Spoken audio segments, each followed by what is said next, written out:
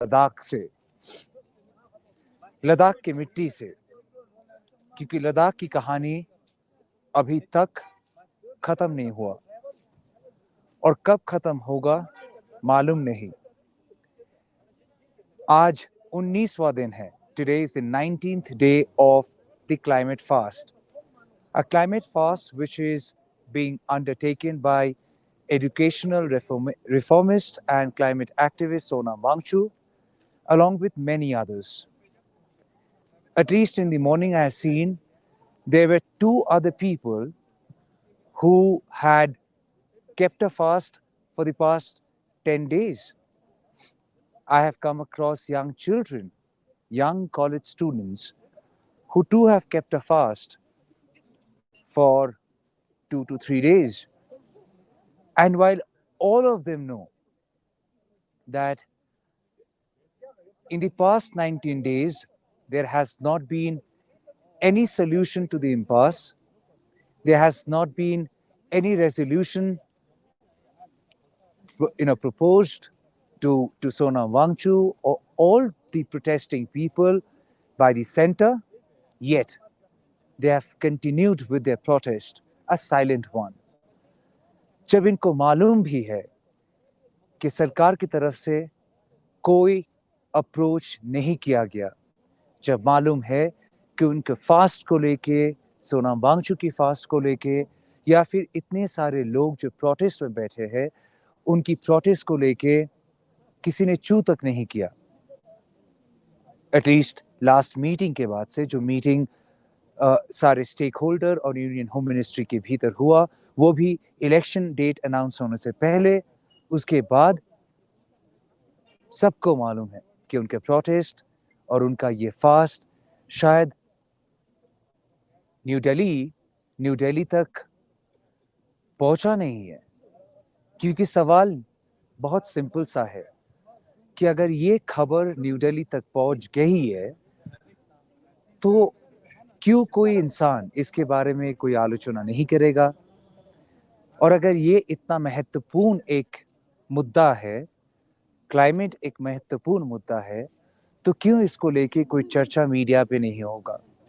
Media का मतलब national media, जिसे आमतौर पे आप लोग सब मेन स्ट्रीम मीडिया कहते हैं। लेकिन सवाल बहुत सिंपल सा है, अगर मेन मुद्दों से लोगों को जोड़ने की प्रयास ये मीडिया संस्था ना करे, तो उन्हें क्यों और किस हैसियत से मेन स्ट्रीम मीडिया कहे?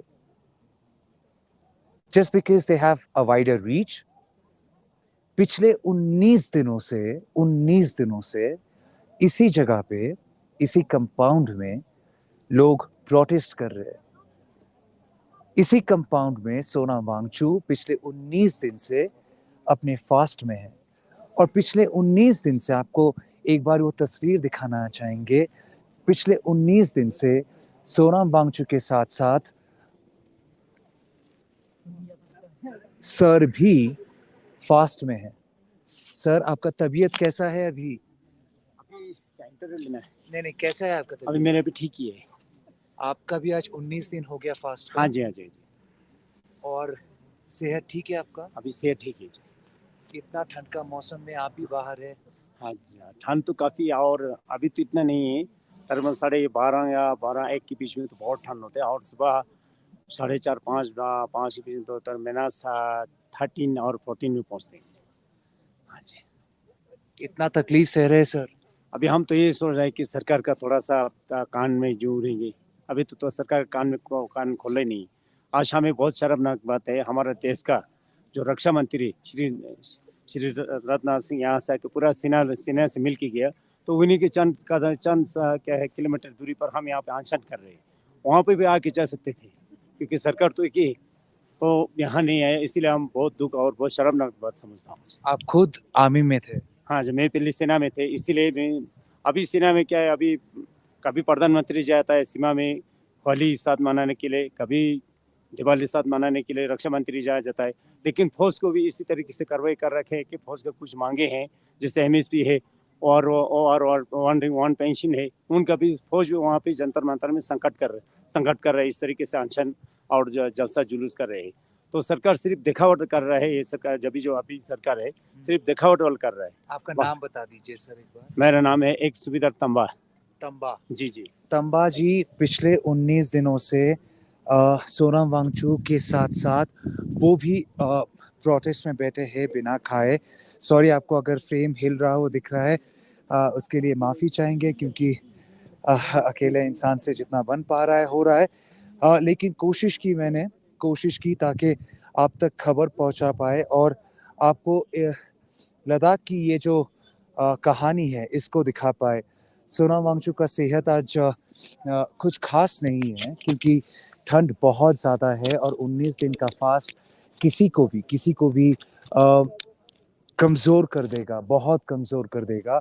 और फिलहाल के लिए सोनम वांगचुक अपनी जगह पे बैठे हैं, वो अपनी जगह से हिले नहीं और बातचीत बहुत कम कर दी है लोगों से। हाँ, हालांकि आज रविवार है and today being Sunday there was a huge crowd. Thousands of people had come down and they had all assembled here.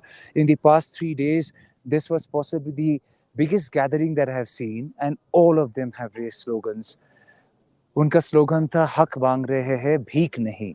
We are asking for our right. We are not begging. And they have four demands, specific demands. Number one, sixth schedule. Yes, they are also demanding for separate statehood, complete statehood, but they're also demanding solution to the unemployment crisis, and they're also demanding for proper representation of Ladakh. क्योंकि ये चीज़ हम लोग पहले दिन से कह रहे हैं कि लद्दाख के लोगों को कहना है।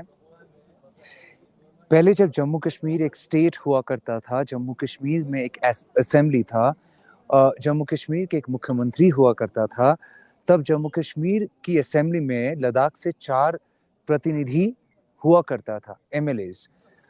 अभी अगस्त 2019 के बाद जब जम्मू कश्मीर को अलग करके जम्मू कश्मीर को यूनियन टेरिटरी किया गया और लद्दाख को अलग यूनियन टेरिटरी किया गया, जम्मू कश्मीर को यूनियन टेरिटरी किया with legislature and Ladakh a union territory without legislature. Simple भाषा में समझाए तो जम्मू कश्मीर जो यूनियन टेरिटरी है with legislature, much like new Delhi, much like Pondicherry, but Ladakh को यूनियन टेरिटरी किया गया है without legislature, much like Chandigarh. Chandigarh भी एक यूनियन टेरिटरी है। तो लोगों की मांग है कि उनकी सही प्रतिनिधित्व नहीं हो रहा है और उनकी आशा आकांक्षाएं जो है, जो एस्पिरेशंस है, उसको पब्लिक रिप्रेजेंटेटिव से बेहतर कौन रिप्रेजेंट कर सकता है क्योंकि वो चुने हुए लोग होंगे। तो क्योंकि अभी फिलहाल के लिए सिर्फ लोकसभा में एक ही सीट है लद्दाख से, राज्यसभा में कोई रिप्रेजेंटेशन नहीं, सो प्रॉपर रिप्रेजेंटेशन की भी मांग है। आज defence minister mister Rajnath Singh had come down to Ladakh ahead of Holi to extend greetings to our Jawans and to, of course, extend holy greetings to our Jawans. So he had gone to the military station, and the military station is about 5 kilometers away from this very spot. But Rajnath Singh didn't come here. I'm sure he doesn't have advice or a directive of that kind, or at least that's what people are saying. But people were expecting after they learned that Union Defense Minister Mr. Rajnath Singh is coming, so might as well he would come and meet Sonam Wangchu because Sonam Wangchu is a known personality. He had been working for Ladakh for very long, and given the fact that he has been on fast for the past 19 days and 2 more days to go, they expected that if not anything, a courtesy would happen, but that did not happen. आप लोग सब होली का preparations कर रहे हैं, जाहिर सी बात है, रंगों से खेलेंगे, बहुत अच्छी चीज़ है, खेलना भी चाहिए, बहुत बड़ा त्यौहार है भारतवर्ष के लिए। जब चारों तरफ गुलाल उड़ाए जाएंगे, लोग रंगों से खेलेंगे, तब शायद आपको ये भी याद रखना पड़ेगा कि लद्दाख की इस मिट्टी में एटलीस्ट होली के दिन खुशी का रंग नहीं छलकेगा क्योंकि लोग कह रहे हैं कि उनके मन में खुशी है नहीं, और अगर खुशी होती तो वो लोग सड़क पे प्रोटेस्ट लेके नहीं निकलते, इस जगह पे पिछले इतने दिनों से नहीं बैठते, ठंड के इस मौसम में घर के अंदर हीटर चला के बैठते। काम पे जाते। फिलहाल के लिए आज पूरी दिन जैसे मैंने गुजारा इधर, हर चीज़ जो मैंने देखा उसको डॉक्यूमेंट किया। और एक अहम मुद्दा था that grazing land, the reason why people are asking for a six schedule. आशा करेंगे अब तक आप समझ गए कि सिक्स शेड्यूल के तहत क्या-क्या चीज़ एक्सक्लूसिव होता है। उनमें से एक चीज़ है कि जो लोकल ट्राइब है उनको भी डिसीजन मेकिंग प्रोसेस में शामिल किया जाता है, ताकि फॉरेस्ट, लैंड, ये सारे सेंसिटिव मुद्दों पे उनकी opinion, their opinion would also be considered and their opinion would also matter. And it is with a perspective. The perspective is people in Ladakh had been for long alleging that many of the villagers who are living in the border villages very far from Leh, they have lost the grazing land. Now, I would particularly not comment on that. We do understand the geopolitics of Ladakh. भली भांति समझ में आता है geopolitics जो है इस जगह की। दो दो देशों से बॉर्डर है इसका, पाकिस्तान एक तरफ, चाइना एक तरफ, तो सेंसिटिव ऑफ कोर्स है। लेकिन लोगों का कहना है कि बहुत सारा जो ग्रेजिंग लैंड है वो खो बैठे। कैसे, इस पे हम लोग कोई टिप्पणी करने का जगह हम लोगों का है नहीं, because we haven't seen anything and you do not have any documented proof, and you would go by what the government is saying. The government is very much confident that India hasn't lost an inch of land, so you'll go by that. But people out here, they are saying that they have lost their grazing land. uh, Amongst multiple factors, they are also saying that agar zameen uh, if being given to corporates, to industrialists for mining and for other purposes, for example, a solar plant or a geothermal plant, or for any mining purpose, if the land is being given, there is no guarantee that that land would, or that land that occupying of that land will not usurp land which is also meant for animal grazing. uh, and the villagers who are living in the border areas, they are mostly surviving uh,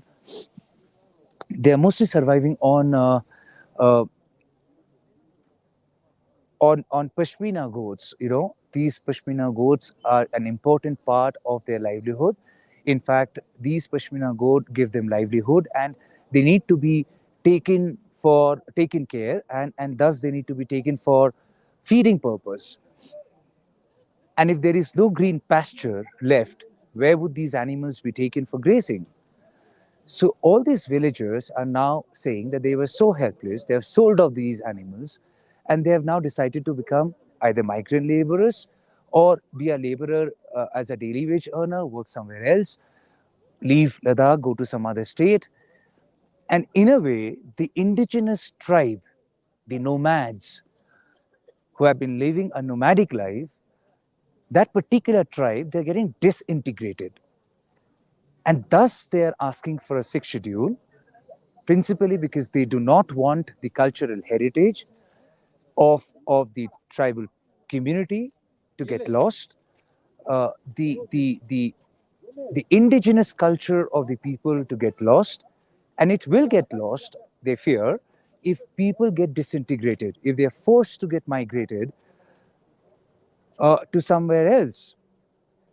Now, there is a very famous lake in Ladakh, uh, where the very famous movie Three Idiots, the climax of that movie was shot at that lake. If I'm not wrong, it's called Pangal Lake. So it is a very famous tourist destination. Over there, villagers are saying that they have lost their animals. So what do? They have set up small cottages as homestay. Now they fear, if tomorrow some hotelier is being given rights to build a hotel or a fancy cottage or a fancy homestay, what would happen to their livelihood? Again, they are saying that we do not have funding, we do not have resources. We are we are local people, somehow managing our lives and somehow trying to make something out of our lives. So over there, we can't afford the kind of luxury a tourist would be asking for. A tourist might want, uh, you know, uh, what do you call it? Temperature controlled mattress, uh, room heater, a geyser in the washroom. Well, they are saying that we can't afford much of the luxury. While you can give them all the hospitality, we can't afford lot of luxury for the tourist. But if somebody, if a corporate goes there, sets up a chain of cottages and provides luxury, then of course tourists will be gravitated to those places. Then what would happen to them? So today during the day, I came across such people and I've documented their testimonies. And today in the course of the day, I've also documented testimony of a young man, very young, only 18 years old. And he has come all the way from Goa. He has completed his board exams, class 12 board exams, just 2 days back, 3 days back. And the next thing that he did, hopped into a flight and came down to Ladakh. He came down day before yesterday. He has spent the entire day yesterday to get himself acclimatized. And today, first thing in the morning, what he did, he came down to this ground, met Sona Mangshu, and also spent couple of hours here. He wanted to, show his support. Somebody from Goa. Why did he come here? That story is also there. So I will be leaving you with this story as what I have documented through the day, what kind of protest happened, how day 19 of this climate fast looked like, how many people showed up, and what all things I witnessed. But finally, before I leave, and before I leave you with the story, I want to thank you, each one of you, from the bottom of my heart. You people have been a great source of inspiration, great support. आपकी हर एक comment से comment I have gone through, शायद सबको जवाब देना हुआ नहीं, उसके लिए माफ़ी चाहेंगे. और बहुत अच्छा लगा जिस तरीके से आपने जुड़ा, जिस तरीके से आपने सराहा, जिस तरीके से आपने फीडबैक दिया, जिस तरीके से आप लोग ने इस मुद्दे को समझने की कोशिश की. और सबसे अच्छा चीज़ जो लगा, आज आज इसी कंपाउंड से बाहर मैं थोड़ा एक वॉक के लिए गया था नीचे, and somebody from Chennai has come down, and I don't know him, but he is one of the subscribers and he identified me. He called me by my name, Tamal, and he also said, "You are NTT." And my heart filled with joy and satisfaction, I would say. And he said he has seen all these stories.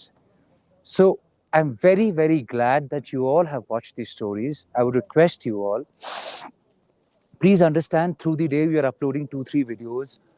There are two columns you would find. One is a video section where we upload videos in video form. Then there is a live section where you find all the live broadcast.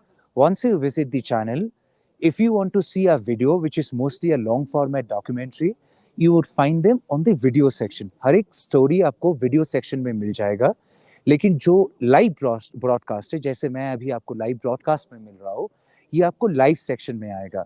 तो confuse मत होइए, because पिछला जो story है, we are not weak, I don't know why, but that story has not received as much views as the previous story had received. और बहुतों ने कहा, अच्छा मैंने तो आपका कल का स्टोरी देख लिया. तो मैंने पूछा कौन सा स्टोरी? वो जो आप लाइव में कह रहे थे. तो मैंने उनको बोला कि लाइव में जो मैं कह रहा था वो तो लाइव था, लेकिन क्या आपने वीडियो में जाके वीडियो देखा? उन्होंने कहा नहीं. तो आपसे निवेदन है कि आप लोग वीडियो में भी चेक कीजिए और लाइव में भी चेक कीजिए. आपको दोनों जगह अलग अलग एलिमेंट्स मिलेंगे. और आखिर में ये कहना चाहेंगे कि मुझसे जो बन पाया मैंने किया, जितना हो सका मैंने किया. और पिछले 3 दिनों से, आज चौथी दिन है, पिछले 3 दिनों से और आज चौथी दिन में जितना हो सके मैंने किया. लेकिन शायद समय आ रहा है to pack my bags, because I have my limitations. हर चीज़ का एक कॉस्ट है और इसके बाद मुझे वापस भी जाना है. लेकिन निराश मत होइए, स्टोरीज का सिलसिला जारी रहेगा. आज पूरी रात मैं इधर पे गुजारूंगा और कल शायद सुबह इधर पे रहने के बाद शाम को मैं निकल जाऊंगा, तो उसके बाद भी स्टोरीज का सिलसिला जारी रहेगा, बिकॉज मैं इस प्रोटेस्ट साइट के बाहर भी गया कुछ स्टोरीज ढूंढने के लिए, जिसके बारे में अभी मैं जिक्र नहीं करूंगा। वो स्टोरीज आपको वीडियो सेक्शन में मिलेंगे, आज नहीं तो कल, कल नहीं तो परसों, जरूर देखिएगा। और जिस तरीके से आपने हमें सपोर्ट किया, उसी तरीके से सपोर्ट को बरकरार रखिएगा। इतनी सी है ख्वाहिश और कुछ नहीं। आपकी हर एक फीडबैक बहुत इंपॉर्टेंट है, और परिवार, दोस्त, सबसे कहिए कि अगर फ्यूचर इंडिपेंडेंट जर्नलिज्म है तो चेहरा, उम्र और कद देख के नहीं, नियत और इरादा देख के उन्हें सपोर्ट कीजिए, सब्सक्राइब कीजिए और आगे बढ़ने के लिए एनकरेज कीजिए। ये है मेरा रिक्वेस्ट आप लोगों से। अभी मैं जाऊंगा, इस लाइव ब्रॉडकास्ट के एंड में आपको एक स्टोरी दिखेगा, जरूर देखिए। आज पूरी दिन क्या क्या हुआ उसको आप लोग देखिए, और आज रात करीबन 9 या 9:30 बजे, 9 से 9:30 के भीतर एक बहुत स्पेशल स्टोरी अपलोड होगा। वो भी लद्दाख से है, वो भी लद्दाख के एक बहुत इंपॉर्टेंट मुद्दा से जुड़ा हुआ है, और उसका नाम है क्लाइमेट, उसका नाम है ग्लेशियर, उसका नाम है मेल्टिंग ग्लेशियर। उस स्टोरी को जरूर देखिएगा, और स्टोरी के बाद, देखने के बाद जरूर फीडबैक दीजिएगा। अगर पसंद हो तो दूसरों के साथ शेयर कीजिए। मैं हमेशा से कहता आया कि लोगों के पावर के आगे हर एक एल्गोरिदम छोटा हो जाएगा। तो कौन स्टोरी के इंटीमेशन मिला, किसको नोटिफिकेशन मिला, भूल जाइए। आप अगर देख रहे हैं तो आप अपनी तरफ से स्टोरी को शेयर कीजिए, हेल्प कीजिए हम लोगों को, ताकि स्टोरी जो इम्पोर्टेंट है वो बाकियों तक पहुंचे। मैंने अपने तरफ से कोशिश की, मेरा पूरा टीम कैलकाटा में बैठ के जुटा रहा, चाहे वो तिताश हो, अनिकेत हो, सुमन हो, रोनी हो, सब जुटे रहे ताकि स्टोरी को ठीक तरीके से आपके सामने पेश किया जाए। बहुत बहुत शुक्रिया हमसे जुड़ने के लिए। ठंड बहुत ज़्यादा है और मुझे थोड़ा एनर्जी सेव करना है ताकि मैं रात इस जगह पे गुजार पाऊँ। I am leaving you all with this video, which essentially encapsulates everything that I've seen today on the 19th day of fast of Sonam Wangchu and others on the 19th day of protest. 2 more days to go of the 21-day climate fast, which is on here in Ladakh. And sadly, not many have been talking about it outside Ladakh for reasons best known to them.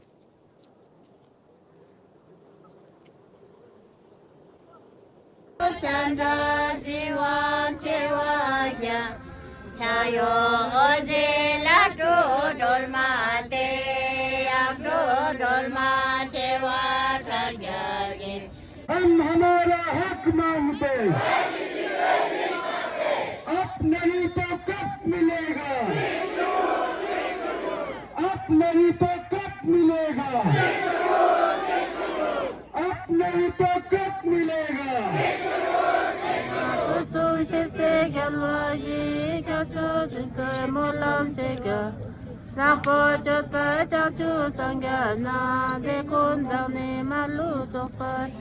Yalwa kunji saski tuvo pa gangi nunji kundu zose.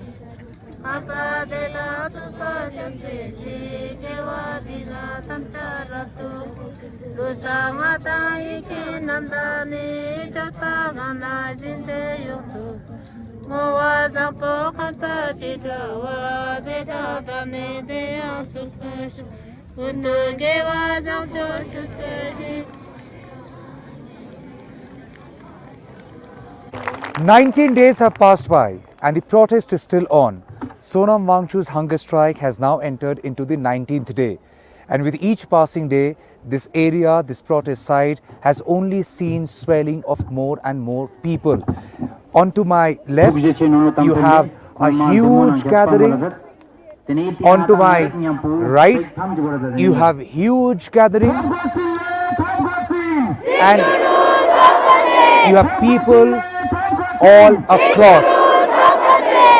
थप कसीन ले थप कसीन अरे आप नहीं तो कब मिलेगा अरे आप नहीं तो कब मिलेगा हम अपना हक मांगते हैं अरे हम अपना हक मांगते हैं And amidst this crowd, I found this young boy. I don't know, should I call him a boy or a man? What's your name? My name is Ronak Kohli. Ronak has come all the way from Goa, you know. He has come all the way from Goa and he finished his board exams. When did they get over? Just 2 days ago. In fact, they ended on the 20th, and after that, I came over here. So for how long have you been planning to come here? Well, ever since I saw Sonam sir's video on YouTube, so I thought that after my board exams, it would give me the liberty to come and explore Ladakh and see the protests, and because it is a very important issue for which he is protesting, right? And even our media doesn't tend to like show such protests that often. So I thought it would be a good chance for me to come to see how this protest is and to show my support as a citizen of this country from the south, from Goa to Ladakh. You met with Mr. Sonam Wangchu, right? Yes, What did you tell him? I just expressed my support to him. I wished for his better health, and yeah, we didn't have a long interaction. He is not quite well, I can see. These days, many say that young people are not that conscious. Young people don't care much. They are very much engrossed in their own lives. You have come all the way from Goa to meet Sonam Wangchu, see Ladakh, feel snow. How important is the issue of climate to you? See, I am not exactly sure how many young people are self-centered, how many are into like activism or who like to keep themselves aware about their surroundings. But it is our young generation that is going to face this issue up front, the climate change issue. I have many decades on this planet left, and to see this planet, being destroyed right now, well, that will pose a challenge for me, right?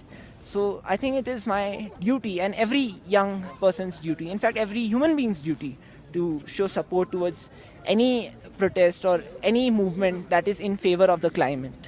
Final question. You would soon be a first-time voter. Yes. And as a first-time voter, what do you expect from our politicians? Do you think politics should also be about climate? Politics should also be about our environment? Politics should also be about the future of young generation? I believe that climate should play a big role, a massive role in our politics right now. This is one of those pressing issues that needs to be discussed right now by not only in India, in every country. So other than issues of, let's say, defense, national security, society, I think climate also should be discussed more actively by our politicians. And Do in you fact, do you find anyone discussing that?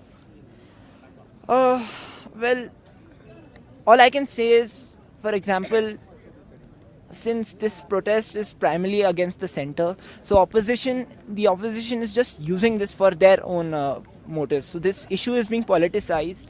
Other than that, I don't see anyone actively talking about climate change as a major issue. Maybe in some foreign countries, but in India, as far as I know, I haven't seen anything like that. Yeah. Okay. What's your name once again? My name is Ronak Kohli. Ronak Kohli. Are you anyway connected to Virat Kohli? No, we just share the common surname.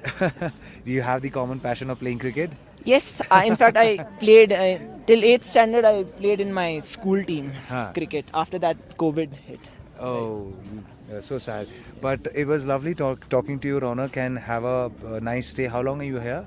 I am till the 26th. Okay, so have a nice stay out here. Keep yourself warm, keep yourself hydrated, and keep calling your parents. Yes. All right, keep calling your parents, otherwise they would be worried.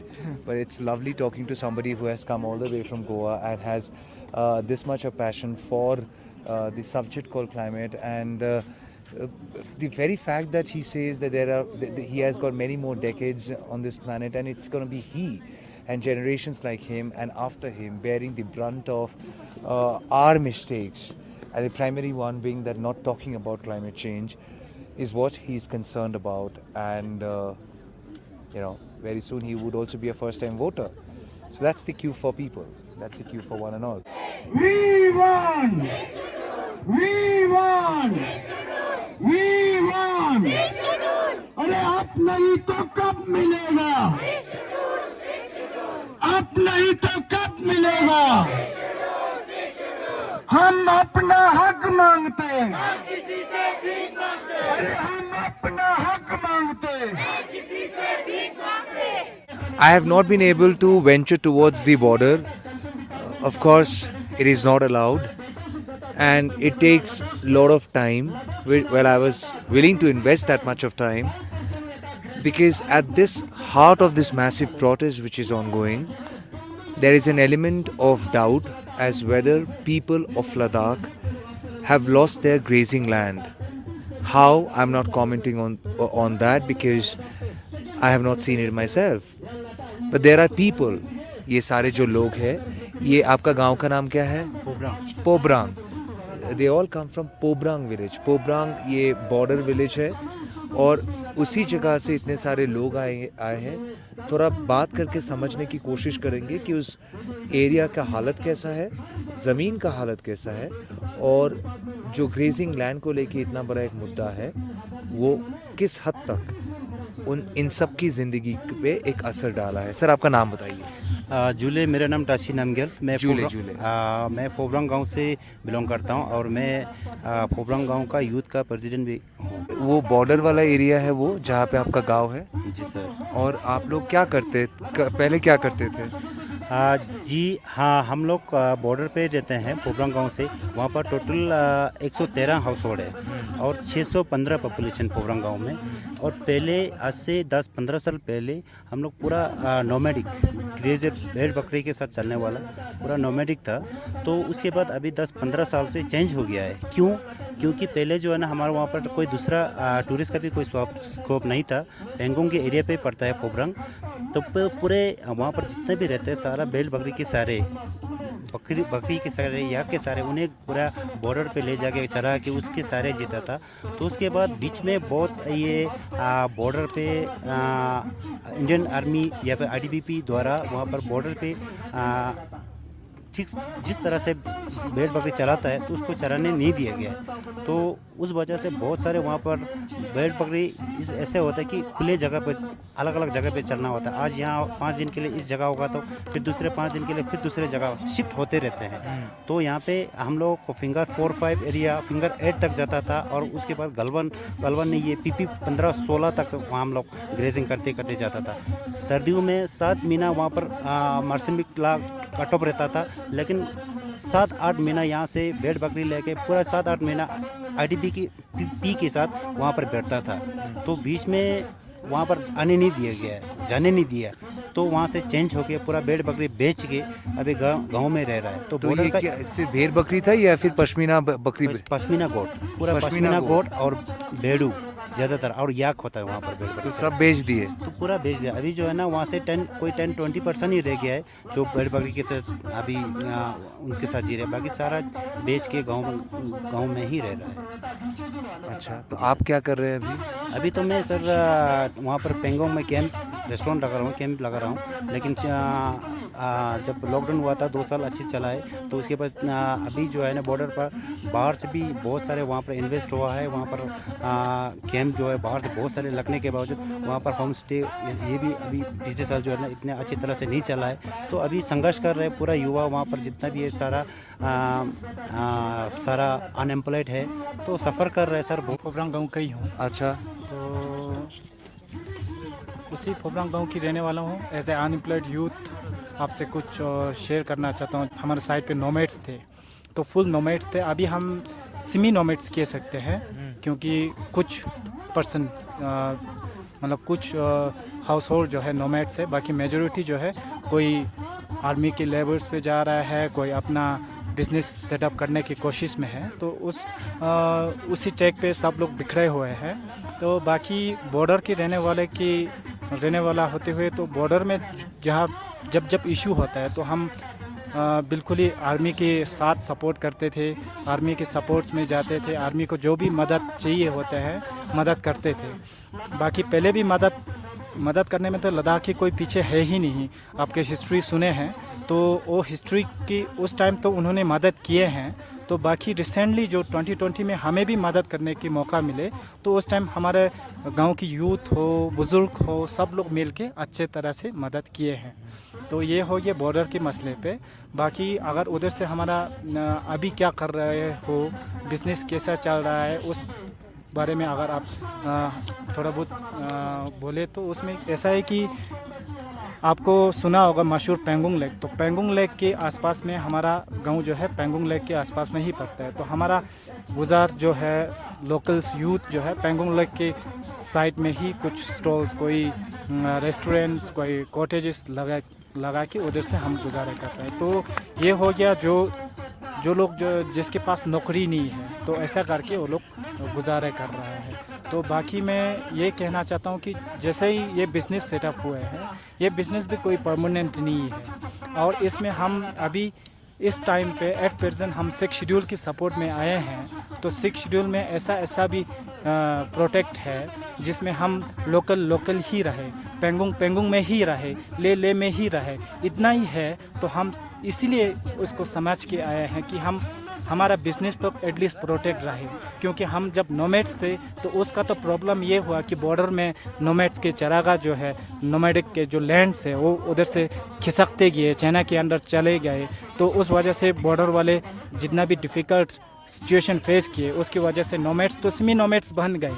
अभी ऐसा ना हो कि जो वहाँ के रहने वाले हैं वो कहीं शहरों में माइग्रेट होके वहाँ की फोपरांग गांव की नाम ही मिट जाए, ऐसा ना हो। यही 6 शेड्यूल की संविधान में ये भी है कि लोकल से भी प्रोटेक्ट हो। इसी वजह से हम 6 शेड्यूल की सपोर्ट कर रहे हैं।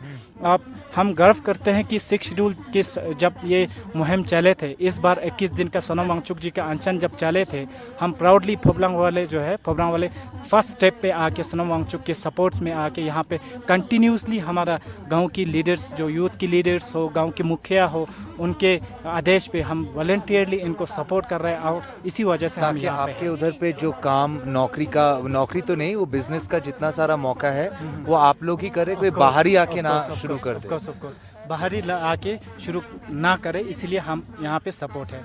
बाहरी वालों आके शुरू करने के बहुत सारे चांसेस है, क्योंकि लोकल्स लोगों के पास इतना इन्वेस्ट करने की वो नहीं है जितना टूरिस्ट लोगों को लग्जरीज चाहिए। तो इन्वेस्ट करने के लिए लोकल के पास नहीं है, क्योंकि वो लोग पढ़े लिखे हैं, बेशक थोड़ा बहुत पढ़े लिखे हैं, मगर उसके फाइनेंशियली इतना नहीं है, स्ट्रेंथ नहीं है कि उसमें इतना लग्जरीज जो है टूरिस्ट वालों को चाहिए वो प्रोवाइड कर सके।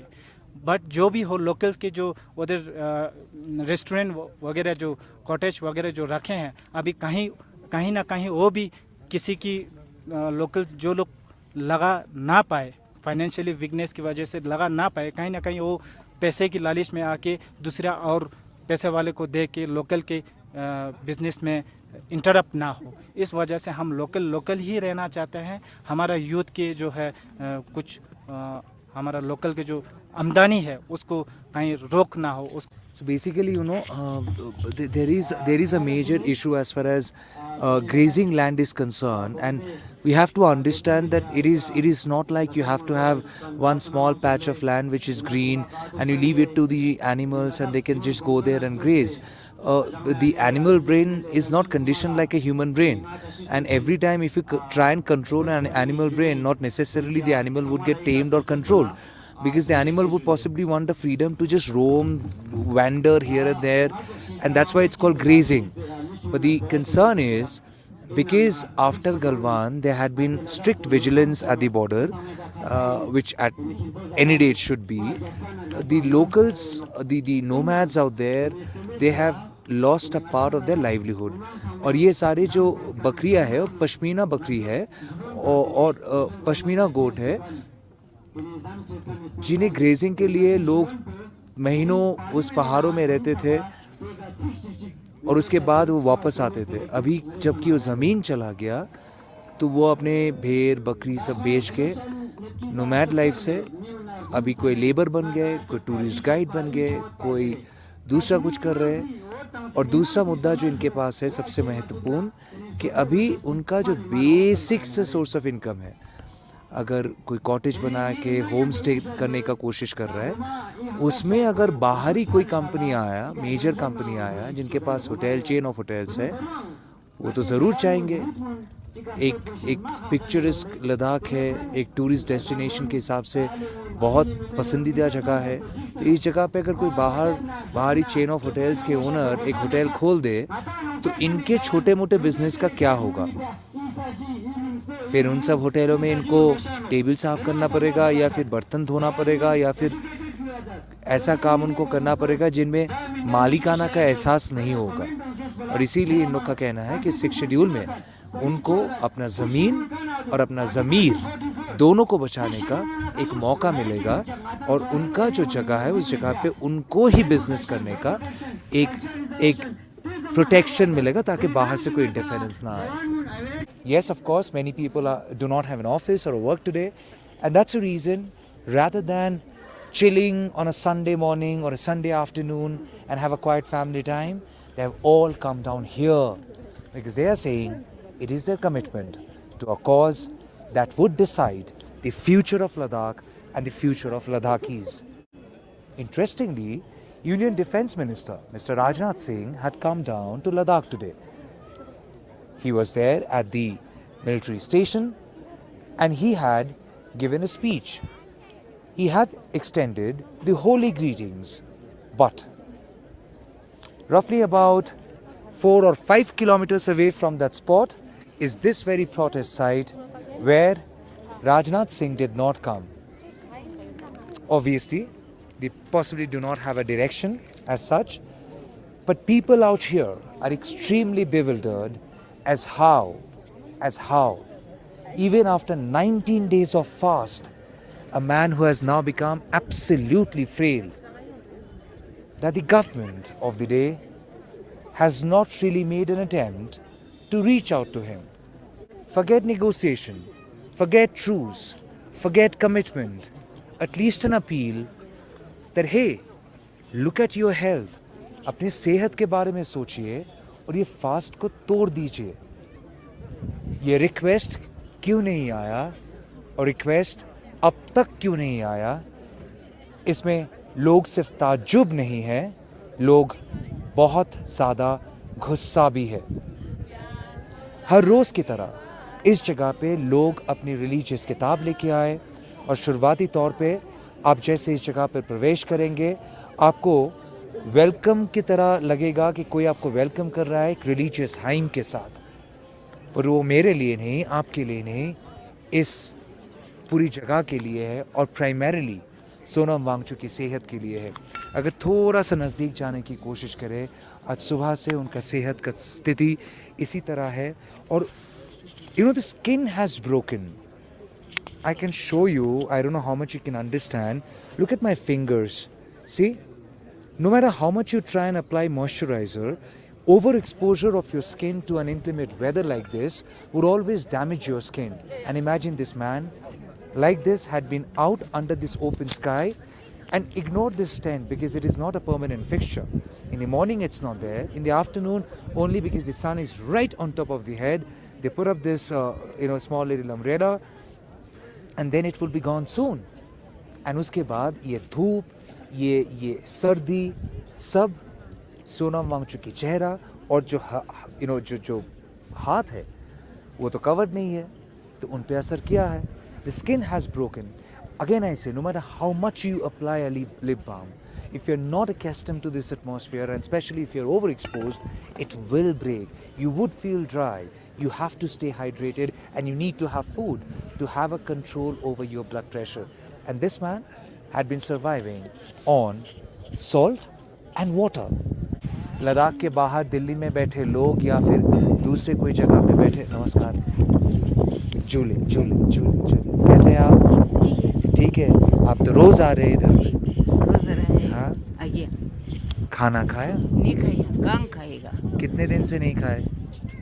मैं तो 5-10 दिन की वजह से नहीं खाए.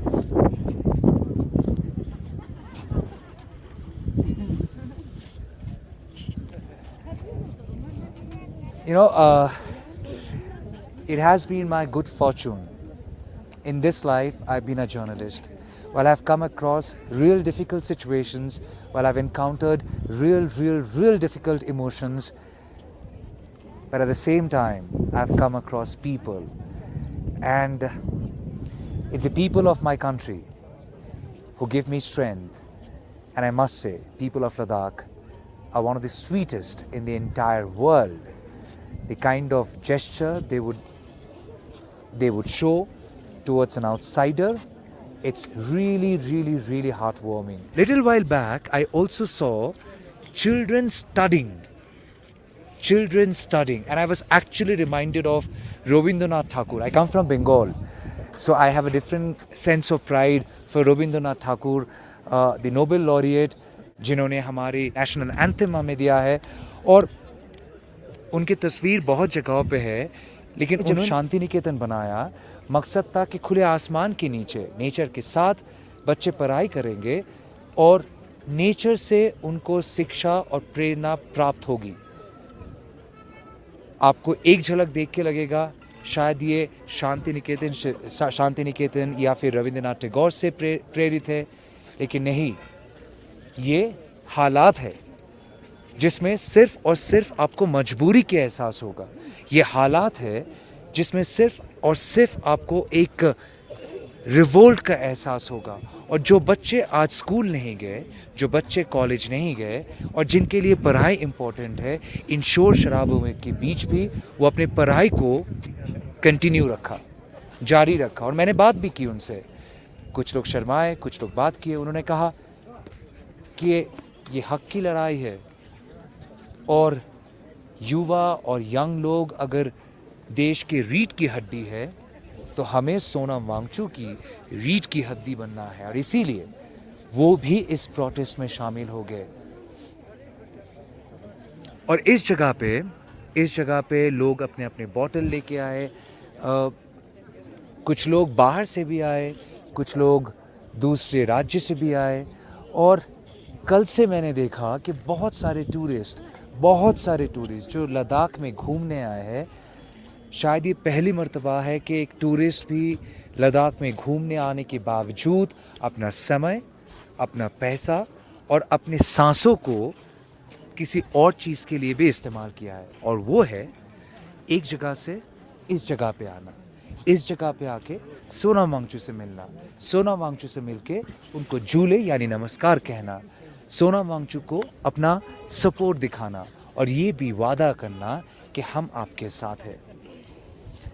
While people from different parts of the country have come down and extended their support and solidarity, people of Ladakh are wondering whether their cry, whether their call for revolt and this protest, which is reverberating in each and every corner of Ladakh, has actually reached to the corridors of power in New Delhi. If yes, why is there so much of silence?